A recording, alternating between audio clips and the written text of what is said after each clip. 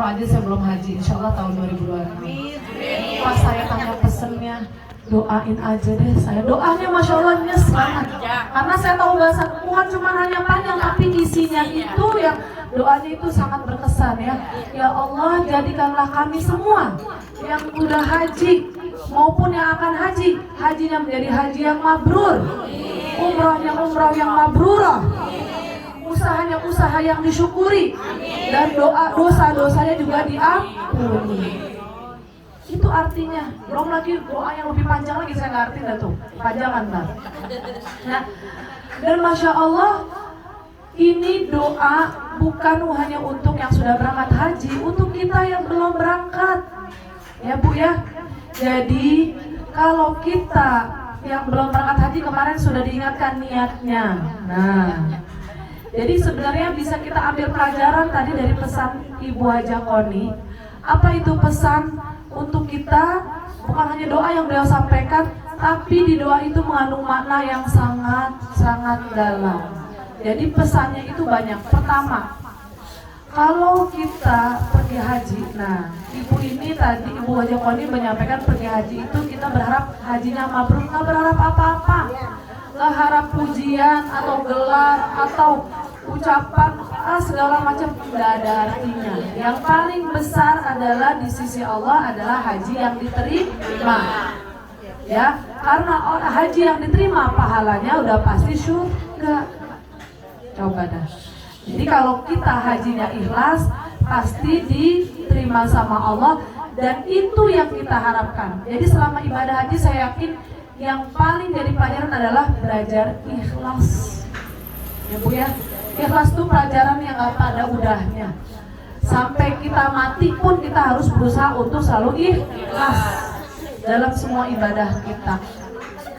Jadi kalau tadi Ibu Haja minta hajinya mabrur diterima sama Allah, karena yang diharap surga, nggak ada apapun, dibalas surga sama Allah. Nah, itu bagi haji yang ikhlas. Amin ya robbal alamin. Yang kedua, orang yang pergi haji itu yang bisa diambil pelajaran bukan hanya ikhlas, tapi yang kedua selalu mengikuti ajaran Rasulullah Sallallahu Alaihi Wasallam. Gak bisa kita ibadah main ibadah aja. Rasulullah ngajarin nggak? Merintahin nggak? Nah, ada fadilah atau utamanya nggak? Nah gitu. Misal contoh, kalau ibu yang lagi haji mau berkurban, korbannya sebelum sholat Idul Adha diterima nggak? Nggak bakal. Yang namanya kurban kapan? Setelah sholat Id. Kalau dia sebelum biar lebih afdol, saya korbannya sebelumnya sholat Id. Bukanlah afdol, yang ada kagak diterima. Karena Rasul mengajarkan kurban itu setelah Idul Adha, baik yang di tanah air maupun di saat pergi haji. Ya, mau korbannya onta, mau korbannya kerbau, sapi, kambing, ya nggak boleh kelinci, ayam. Nah, yang penting kalau kita sudah korban itu kembali selain ikhlas mengikuti ajaran Rasulullah SAW dalam semua ibadah. Ini ada juga sedikit penjelasan dari saya tentang walimah safar. Kenapa? Karena kita kan biasa ya mau berangkat haji walimah safar, pulang haji disambut ini walimah safar ini, Masya Allah. Ini sambutan dari teman-teman jamaah BJ Squad untuk Ibu Haja Koni yang kita niatkan biar yang pulang haji lebih bahagia karena sudah ketemu kita semua, dan juga mau mendoakan. Itu yang kita harapkan. Ternyata tanpa diminta langsung kita didoain. Itulah hadiah terbesar dari beliau untuk kita ya.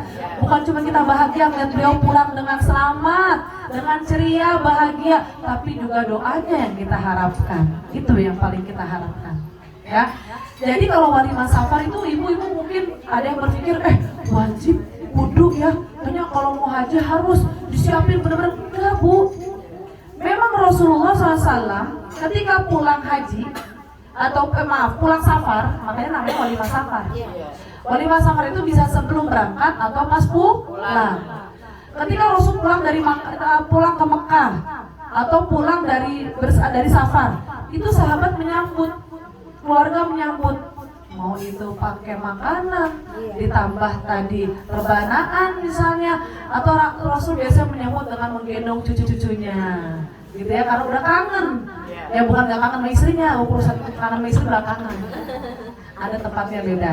Kangennya yang ditampakkan adalah ke cucu-cucunya. Karena memang biasanya lebih yang diharapkan cucu ya, dibikin kangen gitu ya. Cucunya juga kangen nungguin oleh-olehnya gitu.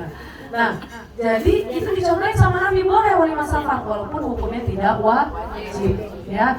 Itu disunahkan untuk memberi makan, bersedekah, kita makan-makan boleh, yang penting tidak dipaksakan. Nah, karena tidak wajib jangan jadi beban.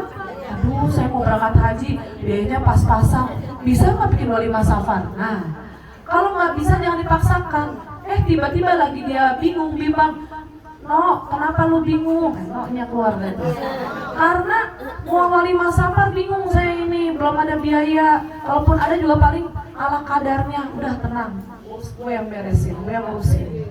Karena berdoa sama Allah, dia pengen walimah safar tapi tidak mau memaksakan sampai berhutang-hutang gitu.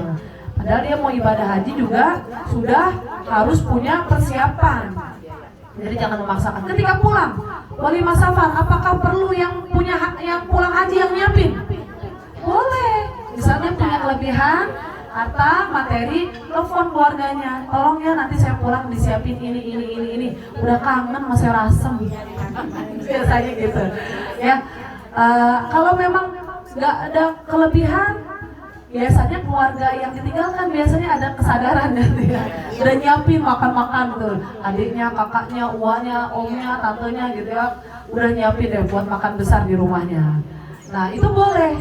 Atau ini nih yang Mabiji Squad, Masya Allah, tanpa diminta membawa Jokoni, udah bikin surprise sampai terharu ya, Masya Allah. Disambut dengan rebanaan, dengan wajah ceria dan gembira.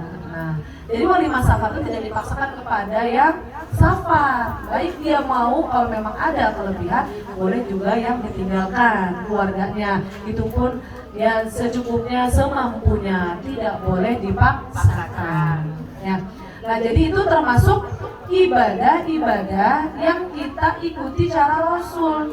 Jangan asal-asalan. Ya, Rasul waktu misalnya berangkat haji, misalnya bersafar, ada persiapannya. Nah, di persiapan disambut juga nih, apalah istilahnya, ada yang bantuin. Nah, misalnya safar juga biasanya ada persiapannya. Kalau misalnya selama berangkat haji, selama di sana jamaah haji, lalu kita di sini mendoakan. Biasanya tiap hari kita doain. Kalau atau enggak setelah berapa kali kumpul keluarga sambil doain, silakan. Asal tidak memaksakan, sesuai kemampuan. Yang penting niatnya baik tadi untuk tasyakuran atau untuk mendoakan, juga untuk berbagi makan. Kan ngasih makan orang itu dapat pahala besar. Ya. Apalagi memasukkan kebahagiaan pada hati orang-orang muslim, itu berpahala. Itu yang kedua. Jadi pelajaran pertama tadi, orang pergi haji itu belajar ikhlas, belajar ibadah harus ikhlas ya, karena di saat di sana banyak ujian, panas-panasan, cobaannya berat, kita tetap nggak boleh ngeluh, nggak boleh ngedumel. Yang ada apa? Kuat, ya Allah sehat, ya Allah kuat, sehat, ya Allah bisa, ya Allah mampu. Saya ingatin kemarin ya, kita umat Islam itu harus kuat, jangan suka ngeluh, karena keluhan itu bikin males, bikin lemes, bikin pesimis. Itu karena kita ada unsur suudzonnya sama Allah. Kalau unsur suudzon sama Allah, ya Allah kuat, mampu saya, ya Allah sehat. Allah mampukan, Allah kuatkan, Allah sehatkan. Nggak cuma pergi haji aja, yang di tanah air juga gitu. Siapapun kita, dimanapun kita berada, kita harus selalu husnuzon, optimis, positive thinking. Ya, jangan negative thinking, jangan suzon, jangan underestimate, jangan insecure. Nah, ini bahasa-bahasa yang ibu harus tahu nih. Fundamental, Ustazah. Ya, fundamental betul. Nggak usah bahasa-bahasa negatif, udah lagi jangan dipakai. Al-kalimatut thayyibatu shadaqatun. Apa artinya? Kalimat yang baik itu adalah shadaqah.